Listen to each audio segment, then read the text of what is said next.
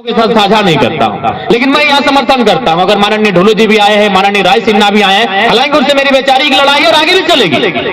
राज सिन्हा जी से मेरी वैचारिक लड़ाई आगे भी चलेगी, उस राज्य के नहीं है। उनका वोट के पक्ष में हमेशा मैं विरोध में खड़ा रहूंगा, लेकिन चूंकि आए तो मुझे कोई आपत्ति इसलिए दिया था कि मंच में बहुत सारे भारतीय जनता पार्टी, झारखंड मुक्ति मोर्चा, आईसीयू इत्यादि के नेता लोग थे, और मेरा एक प्रोटोकॉल था कि भाई मैं अपना मंच अलग लेके चल। अगर राजनीति करनी है तो आपको सभी समूह, सभी वर्गों को लेकर चलना पड़ता है, लेकिन अगर आप आंदोलन करने आए हैं ना, तो यकीन मानिए कोई आपके साथ नहीं भी खड़ा है, आप आंदोलन को जीत सकते हैं, क्योंकि ये गांधी का देश है।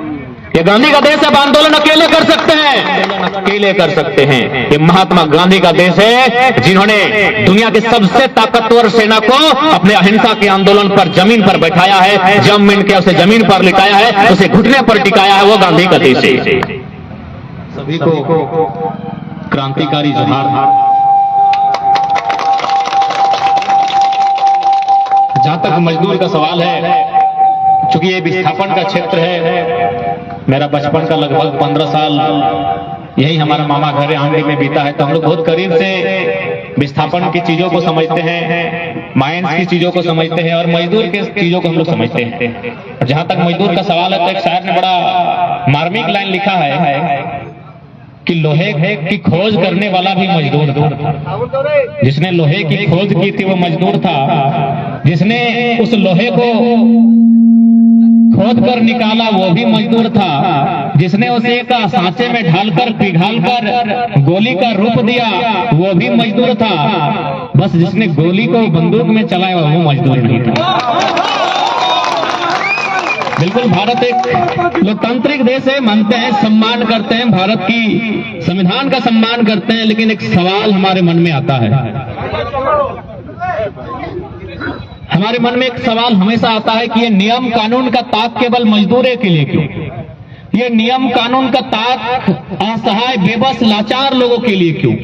आज हमारे राज्य में इससे पहले जो हमारे विधायकगण थे वो शायद एम्बेसडर में चलते थे, उनको मन किया तो रातों रात कानून बदल गया, वो लोग फॉर्च्यूनर में चले आए। फिर उनको मन किया तो कानून बदल गया, वो रातों रात BMW में चले आए।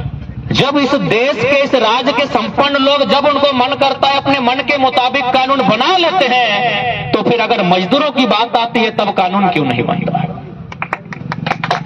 आज कहीं न कहीं मजदूरों को असहाय, लाचार बना के रखा गया है, क्योंकि लोग जानते हैं, जिन्होंने लोकतंत्र को अंग्रेजों के जाने के बाद जिन्होंने सत्ता को, बागडोर को संभाला, वे जानते थे, क्योंकि भगत सिंह कहते थे कि यदि भारत को वास्तव में आजाद कराना है, यदि वास्तव में आप चाहते हैं कि भारत देश, भारत मुल्क आजाद हो, तो उस आजादी की क्रांति में किसानों और मजदूरों का भाग लेना आवश्यक है, तभी भारत वास्तव में आजाद कहलाएगा।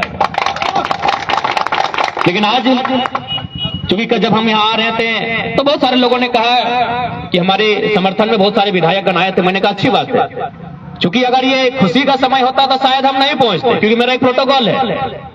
2 साल पहले अगर आप जानते थे, आपने बैरमो में देखा होगा, तो हमने अपना मंच स्कॉर्पियो से इसलिए दिया था कि मंच में बहुत सारे भारतीय जनता पार्टी, झारखंड मुक्ति मोर्चा, आईसीयू इत्यादि के नेता लोग थे, और मेरा एक प्रोटोकॉल था कि भाई मैं अपना मंच अलग लेके चलता हूं, मैं नेताओं के साथ साझा नहीं करता हूं, लेकिन मैं यहाँ समर्थन करता हूं। अगर माननीय ढोलू जी भी आए हैं, माननीय राय सिन्हा भी आए हैं, हालांकि उनसे मेरी वैचारिक लड़ाई और आगे भी चलेगी।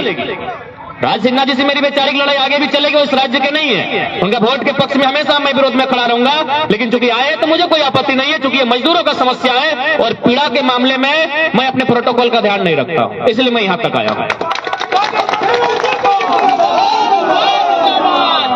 अब जहां तक सवाल है, याद रखिएगा, अगर राजनीति करनी है तो आपको सभी समूह, सभी वर्गों को लेकर चलना पड़ता है, लेकिन अगर आप आंदोलन करने आए हैं ना, तो यकीन मानिए कोई आपके साथ नहीं भी खड़ा है, आप आंदोलन को जीत सकते हैं, क्योंकि ये गांधी का देश है। ये गांधी का देश है। आप आंदोलन अकेले कर सकते हैं, आप आंदोलन अकेले कर सकते हैं। ये महात्मा गांधी का देश है, जिन्होंने दुनिया के सबसे ताकतवर सेना को अपने अहिंसा के आंदोलन पर जमीन पर बैठाया है, जम मिन के उसे जमीन पर लिटाया है, उसे घुटने पर टिकाया है। वो गांधी का देश है। इसलिए आप अपने पेशेंस को ना खोएं, क्योंकि मैंने अपने भाषणों में हमेशा कहा है कि भारत देश में 28 राज्य, 8 केंद्र शासित राज्य हैं, उनमें से अगर झारखंड को छोड़ दिया जाए तो बाकी लोग हवा, पानी, गर्मी, सर्दी, बरसात झेलते हैं, लेकिन झारखंड एक ऐसा प्रदेश है यहाँ के लोग अन्याय और जुल्म सहते हैं। दादा नहीं ये दादा कंट्रोल ये समय हमारे मजदूरों की सबसे बड़ी समस्या है, किसी को मसीहा मानते हैं। कभी कोई मसीहा किताबों में होगा, मैं मना नहीं करता, हमने भी इतिहास पढ़ा है, नेपोलियन बोनापार्ट से लेकर तमाम इतिहासों को हमने पढ़ा है, लेकिन हकीकत में मसीहा आज के 21वीं सदी में कोई मसीहा नहीं। अगर कोई है तो आपके बीच आपकी हिम्मत, आपकी शक्ति, आपका विश्वास ही आपका मसीहा है। क्योंकि आज बहुत सारे विधायक आए हैं, बिल्कुल आएंगे, मानवता का विषय है। कोई लोग अपने वोट बैंक के लिए आएंगे, कोई लोग मानवता के लिए आएंगे, कोई लोग आपसे रिश्ता नाता होगा इसलिए आएंगे, सब लोग आएंगे। जब मजदूरों की समस्या होगी निश्चय ही सब लोग आएंगे, लेकिन याद रखिएगा यहां अगर कोई टिक के खड़ा रहेगा तो आपके अंदर का विश्वास टिक के खड़ा रहेगा, उस विश्वास का नारा होगा, उस विश्वास का जयकारा होगा। इसलिए मैं आज यहां पर उपस्थित तमाम मजदूर भाइयों को ये कहना चाहूंगा कि आपका विश्वास, आपका धीरज, आपका अनुशासन, आपका समर्पण ही इस आंदोलन में आपकी जीत लेकर आएगा। और बिल्कुल क्या है कानून नहीं है, डज नॉट मैटर। देश के प्रथम गृह मंत्री माननीय सरदार वल्लभ भाई पटेल ने 1946 में कथन कहा था कि लोकतांत्रिक देश है, और लोकतांत्रिक देश में लोकतांत्रिक अर्थ यह होता है कि अगर एक बहुत बड़ी आबादी अगर गलत चीज को भी मांगती है तो उसे मानना चाहिए। ये मजदूर संख्या में है, ये क्या मांग रहे हैं, कैसे मांग रहे हैं, अगर ये लोकतांत्रिक देश है तो नियम इनके पक्ष में बनना चाहिए कि हमारा नहीं, देश के पहले गृह मंत्री सरदार वल्लभ भाई पटेल का स्टेटमेंट है। इसलिए मैं आज जितने भी हमारे निश्चय दादा कंट्रोल दादा जिंदाबाद, आपके अंदर के विश्वास का होना चाहिए। मैं बार बार कह रहा हूं जिंदाबाद किसी व्यक्ति का नहीं होना चाहिए। मैं अगर रास्ते में अभी हमें 2 चक्के में आए हैं, अगर कहीं हमारी कुछ घटना घट जाए तो क्या आप हार जाएंगे? नहीं ना, इसीलिए विश्वास का जिंदाबाद होना चाहिए। तो जहां तक मजदूरों का सवाल है, और जहां तक 2 सालों से हम लोग आंदोलन किए हैं, आज 2 सालों से जितना विस्थापन की समस्याओं को, जितना मजदूरों की समस्याओं को, जितना रैयतों की समस्या को मैंने समझा है और मैंने उस आंदोलन में अपना समर्थन दिया है, उतना शायद कोई व्यक्ति अपने जीवन काल में नहीं दिया होगा। बहुत कम समय में 2 सालों में आज लगभग पूरे राज्य में अगर कोई MP MLA होता है तो अपने क्षेत्र विशेष में किसी आंदोलन में जाता है। हमने पूरे झारखंड राज्य में आंदोलन का नेतृत्व किया है, इसलिए आपके इस आंदोलन में हमारा सहयोग रहेगा, हमारे साथियों का सहयोग रहेगा। लेकिन हमेशा याद रखिएगा लड़ाई अंततः आपको लड़नी होगी, लड़ाई आपको अंततः लड़नी होगी, और वह लड़ाई चरणबद्ध तरीके से लड़ना होगा, वह लड़ाई समर्पित भाव से लड़ना होगा, वह लड़ाई अनुशासित होकर लड़ना होगा। क्योंकि ये जरा सी भूल चाहते हैं, ये लोग भूल चाहते हैं कि इनसे कोई त्रुटि हो और हमें मौका मिलेगा। उदाहरण के लिए अभी देखिए बहुत सारे माननीय CISF के पदाधिकारी जवान लोग आए हैं, इनसे हमारी कभी कोई विवाद नहीं रहा है, लेकिन जब भी ये मौके पर आए मैंने उनसे सत्य से परिचय करवाया कि झारखंड में और पूरे भारत में कोई ऐसा लीडर नहीं बनेगा जो CISF और CRPF खड़ा होने के बाद पर भी 2 वचन रखता है। इतना आसान भी नहीं है, उतनी जानकारी भी नहीं है। ये लोग खड़े हैं, इसमें इनका कसूर नहीं है, लेकिन ये त्रुटि के अवसर में है, बुरा मत मानिएगा। ये जो हमारे बंधुगण खड़े हैं ये ड्यूटी कर रहे हैं, ये मजबूर है, उस ड्यूटी से इनका भी परिवार चलता है। ये लोग एक त्रुटि के अवसर में है कि आप इन्हें त्रुटि का मौका देंगे और अपने ड्यूटी के प्रेशर में आपके साथ कुछ ऐसा व्यवहार करेंगे कि इस आंदोलन को ताड़ किया जाए। इसलिए आपको त्रुटि का अवसर भी नहीं देना, और आपकी लड़ाई इनसे भी नहीं है, ये सिस्टम में बंधे। ये लोग जो देख रहे हैं सिस्टम में बंधे लोग हैं, ये लोग सिस्टम में बंधे लोग हैं। क्योंकि हालांकि ये विषय यहाँ का नहीं है, लेकिन मैंने जब इनसे इनकी बात की तो मैं एक उदाहरण देता हूँ। आपको मालूम है कि भारत देश में ये पुलिसिया कानून कब आया है, क्यों आया है? हालांकि ये विषय यहाँ का नहीं है, लेकिन चूंकि मजदूरों को हौसला देने के लिए मैं ये बात रख रहा हूँ, ये विषय यहाँ का नहीं है। भारत देश में पुलिसिया कानून क्यों आया, क्या किसी को मालूम है? नहीं मालूम है ना? मैं थोड़ा सा आपको बताऊंगा।